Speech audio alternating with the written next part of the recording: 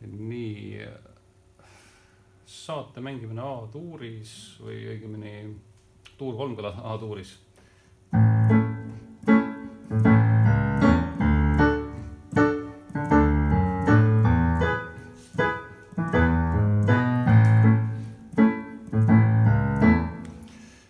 Need akordid on seal väga lihtsad, eks A, D, E.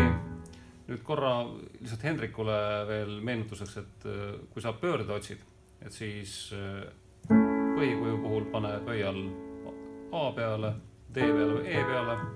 Kui sa otsid esimest pööret, siis pane väike sõrm A, D või E peale. Ja teise pöörde puhul pane keskmine sõrm A, D või E peale. A-tuur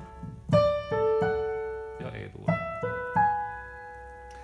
Ja see lihtsam variant sellest saatest on siis selline. Ja keerulisem variant oli selle bassiga.